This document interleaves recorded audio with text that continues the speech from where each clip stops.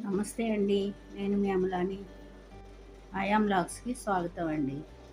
ఈరోజు గోంగూర పచ్చి రొయ్యలు చేసుకున్నాం రండి.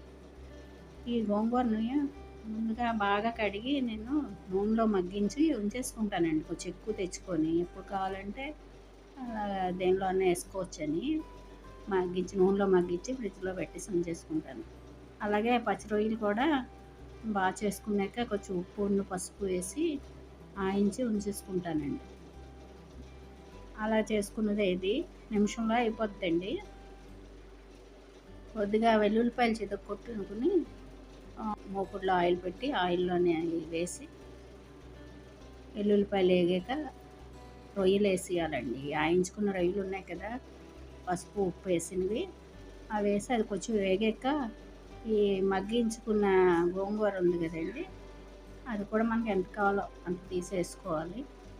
అది రెండు కలిపి బాగా ఉడికాక నీళ్ళు మనకి ఎంత పలచగా కావాలో అంత పలచగా నీళ్ళు పోసుకొని దానిలో ఉప్పు కారం వేసుకొని ఉడికించుకోవాలండి.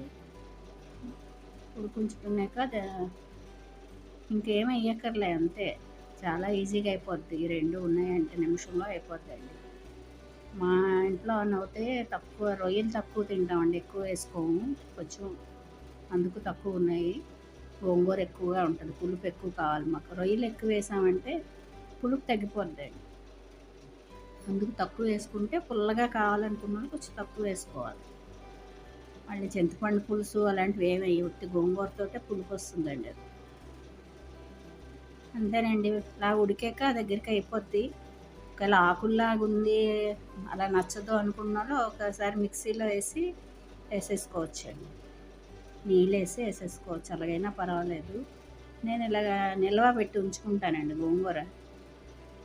ఎక్కడికైనా బ్రెడ్లో ఎక్కడికైనా తీసుకెళ్ళాలన్నా కూడా అలాగే తీసుకెళ్తాం. చాలా రోజులు ఉంటుందండి. అంతేనండి. సరే, అంత సులువుగా అయిపోయిందో మీరు చేసుకోండి. ఉంటానండి. లైక్ చేయండి, సబ్స్క్రైబ్ చేయండి. ఇంకో వీడియోతో కలుద్దాం.